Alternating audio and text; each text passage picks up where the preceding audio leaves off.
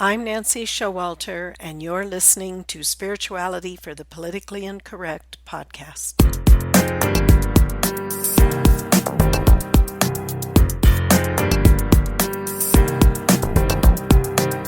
Welcome, all radical paradigm shifters and creative change makers. You who dare to create a better life and a better world.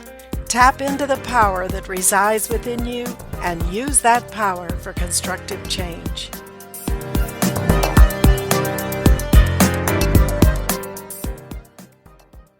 Hello, everybody, and welcome to today's episode. I'm so happy to introduce today Christy Whitman, New York Times bestselling author and CEO and founder of the Quantum Success Coaching Academy, which is a 12-month law of attraction coaching certification program, and a mighty awesome program, I might add.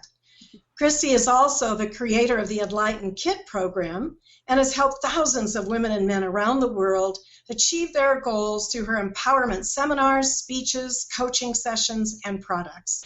And she's here today with us to tell us about the 7 essential laws. Christy, welcome. I'm so honored to have you here today. Hi, Nancy. I'm really honored to be here with you. And thank you, everybody. Hi.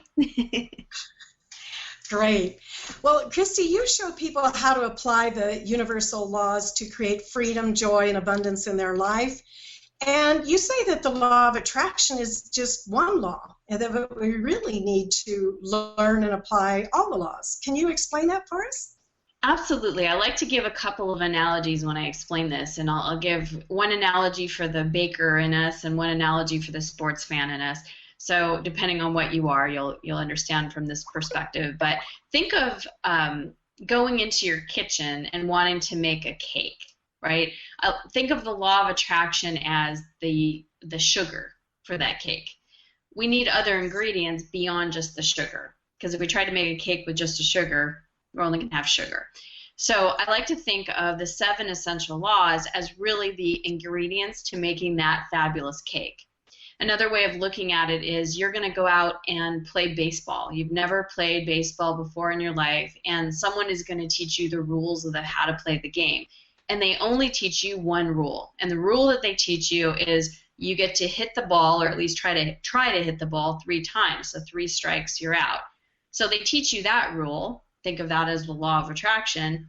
But they don't teach you what happens after. So you hit the ball and you run to third base. Well, now you're out, right? So I like to think of knowing about all the 7 essential laws as having the entire recipe and knowing all the rules of the game. I love those analogies. Can you walk us through the 7 laws? Absolutely. So most of us know about the law of attraction. The way I like to think of it is a boomerang. And to even explain this, I want to just take a step back. Everything in the universe is energy. So whether it's a computer, that's manifested energy, or it's the space between where I am and the computer, this, right, all of this is energy. So everything in the universe, whether it's manifested or unmanifested, is energy. And all energy carries a vibration. So think of everything as energy. All of it carries a vibration. That vibration is communication that goes out to the universe that literally touches the universal law of attraction, and it's like a mirror. It's a boomerang. It gives you more back of the same vibration. And we are energy emitters. We're the ones where we generate the energy. So the energy that we are and the beliefs that we hold, the thoughts that we think, the feelings that we have, what we say, what we do, anything that's coming out of our physical body is emitting a vibration. And it's always going to be matched by the law of attraction. So that's law of attraction. The law of deliberate creation is the second law. So now that I'm an energy emitter, I can choose what thoughts I want to think, what feelings I want to have, what beliefs I want to, go forth and to create in my world. So the law of deliberate creation is really that, okay, I'm an energy emitter, and instead of observing something that's causing me to have a lower vibration, I'm now going to choose the vibration that I want to give off. So that's the law of deliberate creation. The law of allowing is that you are in a place of alignment, connection, expansion, really in a place of receiving when you're feeling higher vibrations, when you're on the higher vibrational scale. Because when we're on the higher vibrational scale, we feel expanded. Like the feelings of appreciation and gratitude and love and empowerment, those are all feelings and vibrations that are very expanded. They're very high frequency, high vibration. Anger, resentment, powerlessness, they're on the lower end of the spectrum, and they're a lower vibration. And whenever we're feeling that expansion, we're in a space of allowing. And that's when we can feel good. It's when things can be manifested. It's when we can have a deeper connection in love and relationships. When we're in a lower space and we're constricted, we're not allowing. And the love can't come through. The manifestations can't come through. So that's the law of allowing. The fourth law, which is my favorite, which I feel is the law that really ties everything together, is the law of sufficiency and abundance. Now, we live in a completely abundant universe, although most of us have been taught that it's lack and limitation. And we're taught that by the media. We're taught that, unfortunately, by the people that cared about us and raised us, because they didn't know any better. So we're taught that if we want to, be better, we have to go buy that car or achieve this level of success or have the man or get the body or, all the things that are outside of us, and that we're just not enough in who we are. We have to get that degree. We have to prove ourselves. And the fact is that we are, in this moment, abundant. We were created from a creator. We came from a universe that is abundant. And the doorway, the shift really into this whole entire field of abundance is coming from a place of being satisfied, because it's the law of sufficiency and abundance. So when you're in lack of any kind, you can't attract abundance, because let's go back to the laws. You got the vibrations, right? You got the higher vibration of abundance. Abundance is a very expanded space. It's a very allowing space. It's a very connected, aligned space. It's a high vibration. Lack, on the other hand, is on the other spectrum. It's a very low vibration. It's very constricted. And you can't get from here to here. You have to have a doorway. You have to have a place to get through to be able to even connect with the abundance. And so at least coming from a place of who I am, what I have, what I experience, the money I own, the husband I have, the children I have, they're at least enough. They're good enough. It's sufficient. That's the doorway to be able to reach to the higher vibrations of abundance. So the fifth law is the law of pure potentiality. And this is very similar, but yet also very different to the law of abundance, the law of sufficiency and abundance, in that everything that's energy, everything that's like the space between you and I, everything that's unmanifested, it all has potential to become something. So if you're outside and you're feeling the space between you and the cosmos, all of that energy, all of that space, it's all potential. Can all be created and brought into some type of manifestation. And energy is always wanting to manifest itself into some type of form. If we can think of it, we can certainly manifest it if we don't talk ourselves out of it. So there's pure potential for what we think about. There's pure potential for what we want to create. There's pure potential in this universe for everything, because everything's energy.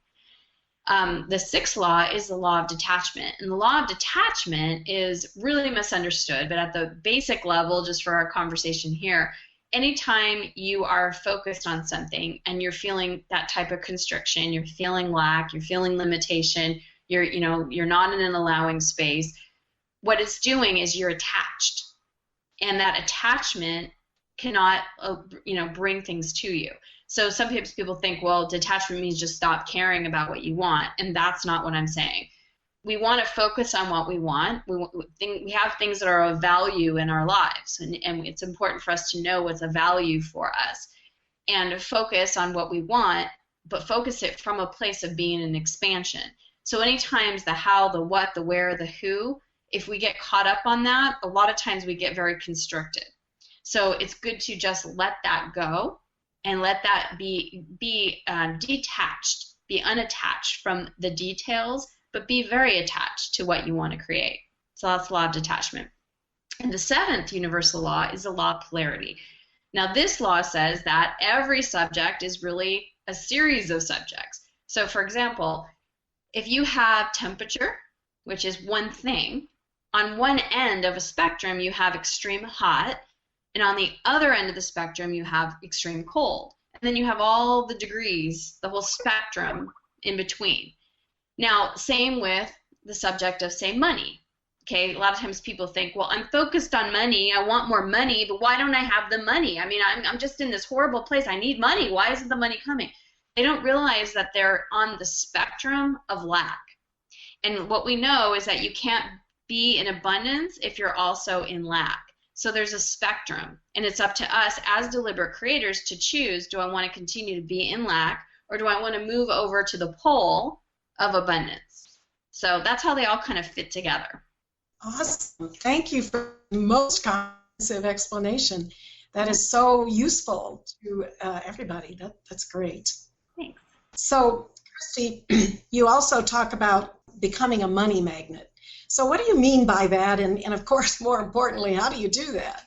Well, everything is energy, like we said in the beginning, and money is no different. Money is also energy. It's green energy. And so money likes to go where there's high vibration. So if we are putting out a signal of a high vibration, so for example, love, appreciation, gratitude, once again, money is attracted to that energy. But if we are in a low vibration, money is repelled from that space. Now, some people could argue, well, I'm very appreciative and very grateful, yet I still don't have any money. Well, that's the time to then look at what is your relationship with money, because most of us learned about money. Money is all just, it's a medium of exchange. That's all money is. Money is just energy, but it's the meaning and the definition and, you know, all of that we put on what money means. So you could have had a father that said, oh my gosh, rich people are horrible, mean, you know, conniving people, and we don't want to ever be in contact with rich people. Well, you're going to have this perception of people that are rich, whether you're consciously aware of it or not, and you're going to have this part of you that, of course, doesn't want to contradict your dad and doesn't want to be judged by your father. So you'll create money problems so that you don't reach the level of wealth that you want, because you don't want to be a rich person because they're blah, blah, blah. So it's important for us to look at what it was our parents' relationships as it related to money. What did they say? What did they do? How did they treat people? What were their opinions and their judgments? And then look at the whole entire environment that you were raised in as it related to money.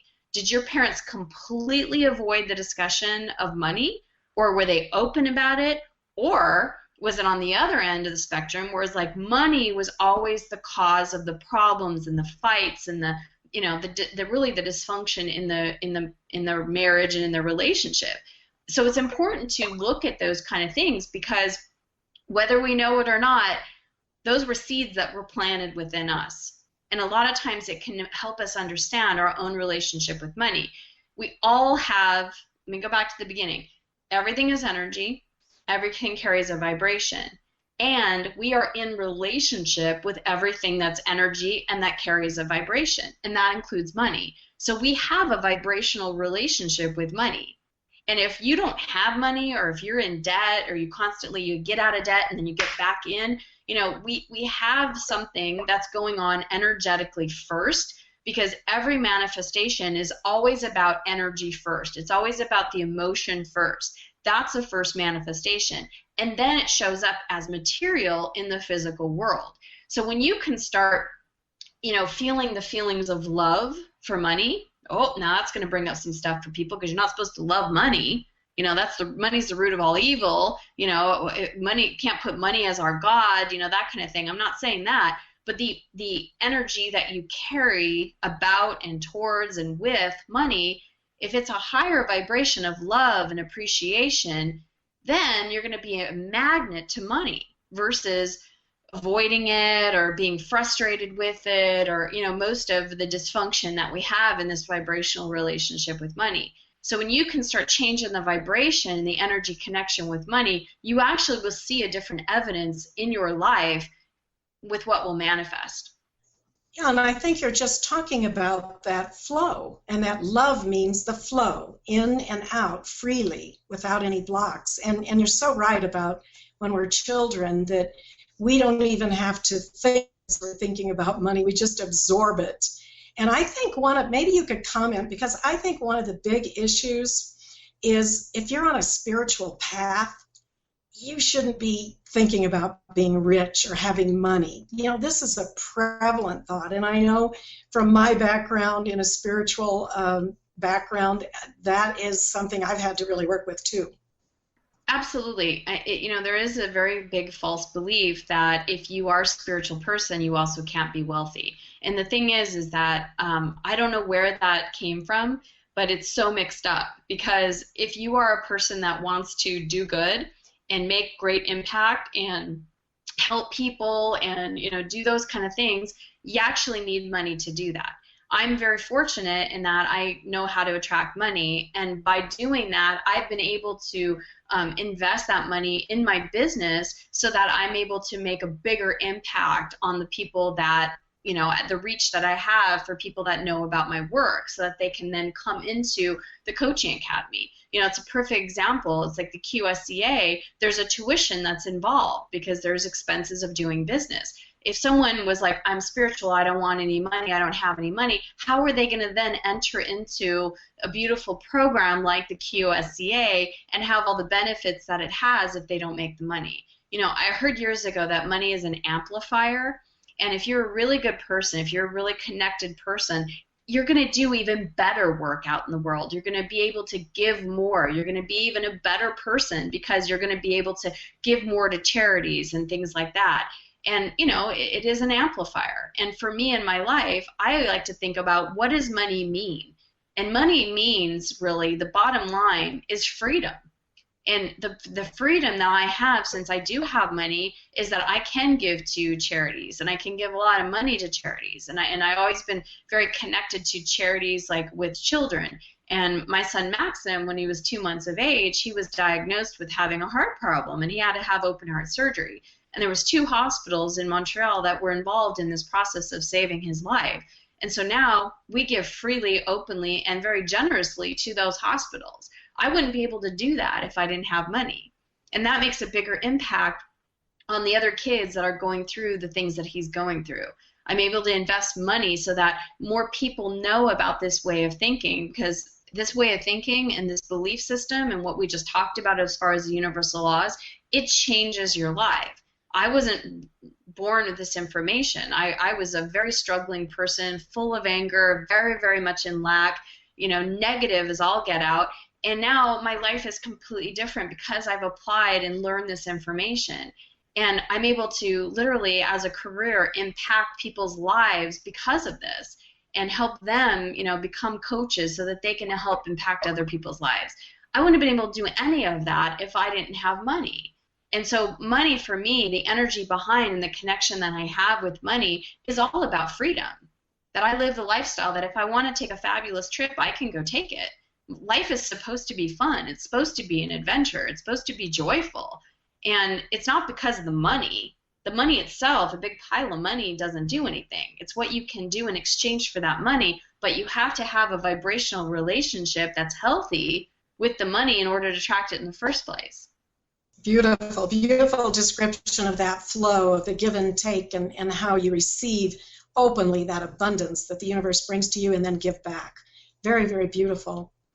Well, Christy, I know you're a little different from some of the other law of attraction teachers in that you really believe that in clearing and going deeper when contrast shows up in your life. And can you tell us a little bit about that? And I really think that's such an important concept.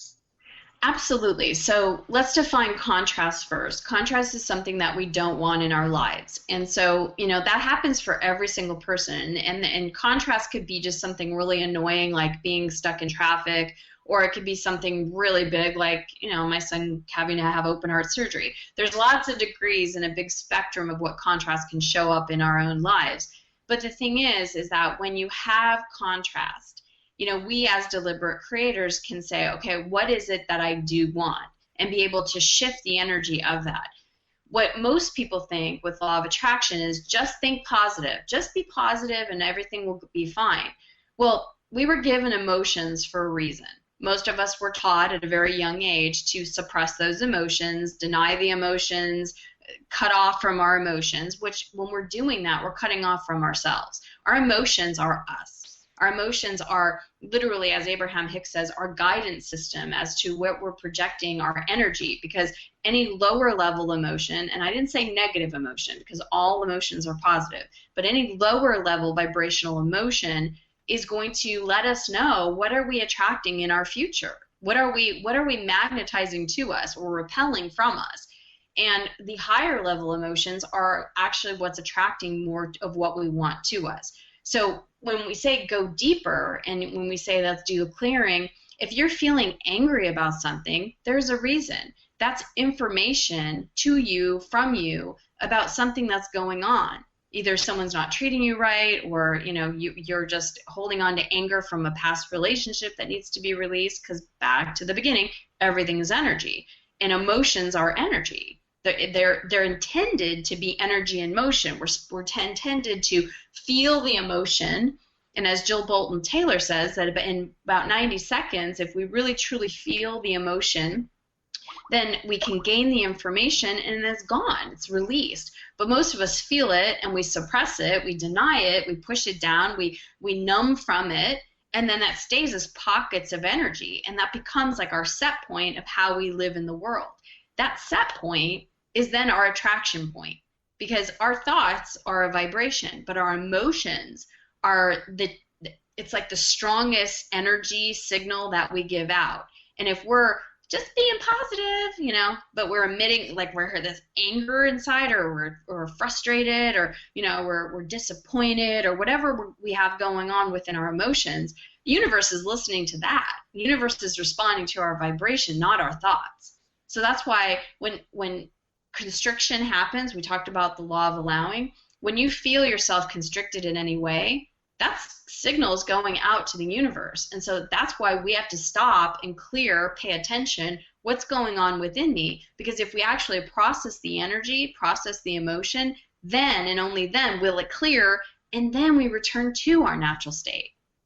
Beautiful. And I think this is such an important key, because otherwise we're just living kind of in a Pollyanna existence of mouthing positive affirmations, but not really attracting, as you say, to us what we want. And we know also, as you say, everything's energy, including these memories that we have that we really sometimes just need to clear out because they become blocks and false beliefs that we set up as limitations. So thank you so much for that explanation. It's quite beautiful and powerful.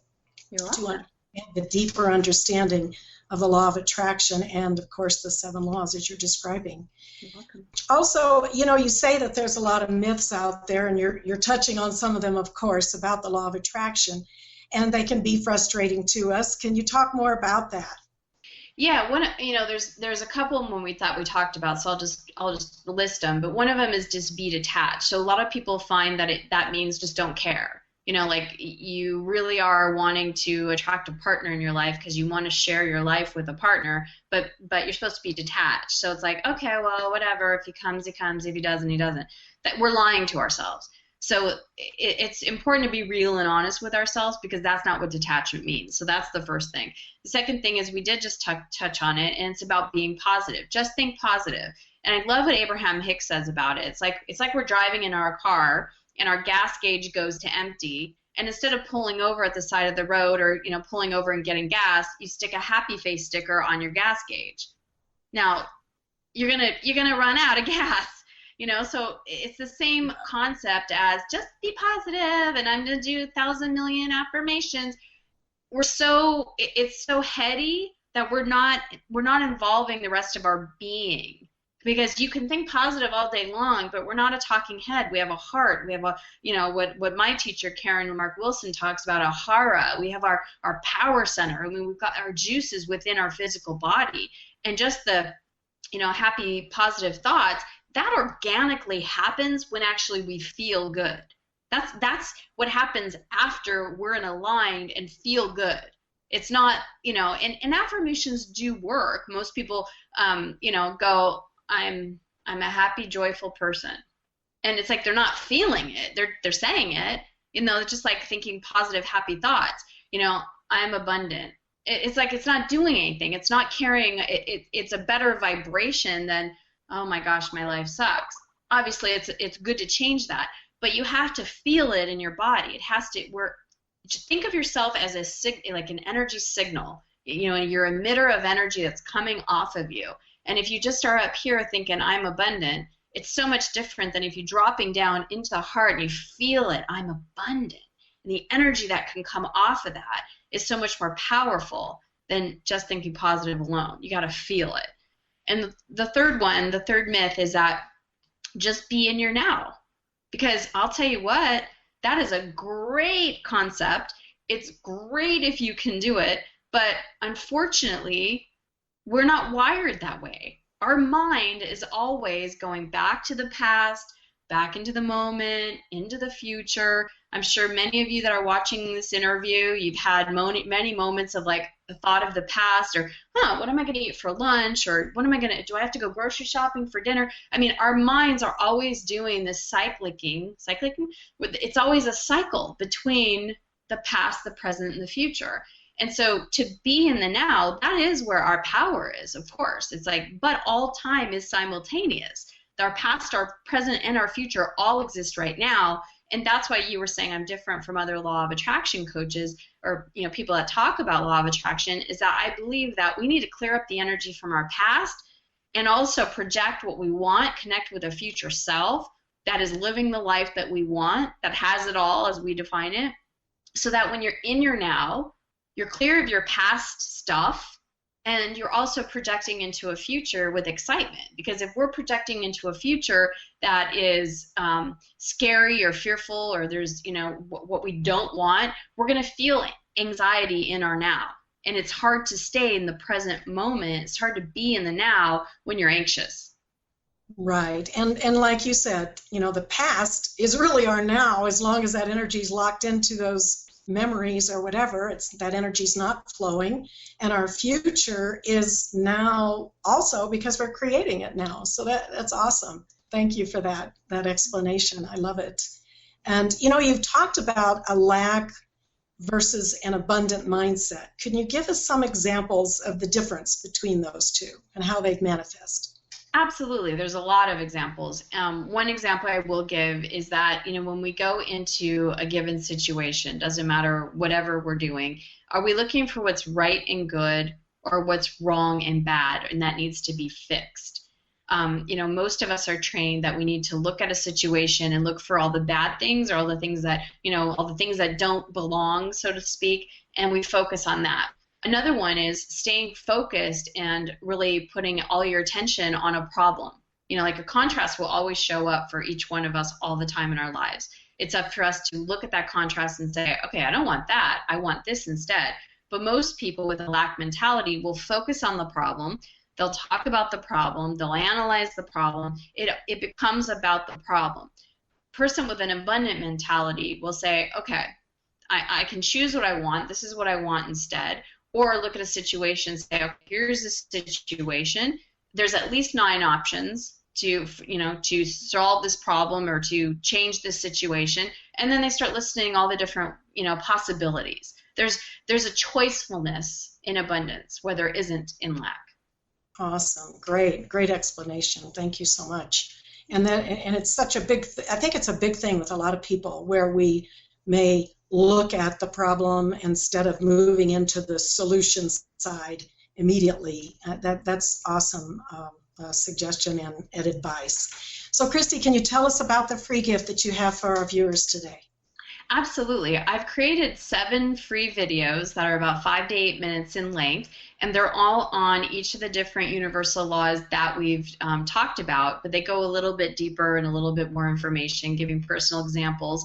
And on top of that, because I have the Quantum Success Coaching Academy, I have fabulous coaches that are willing to coach people for free so that they can get more practice. So it's really a win-win for everybody, because the coaches are there willing to give you a free session, no cost, no obligation, and you can actually figure out what it is in your life that you want to attract and where vibrationally you are, and the coach can help you get into a better vibration and be able to attract what you want. So you get a free hour session with a QSCA coach and 7 free videos.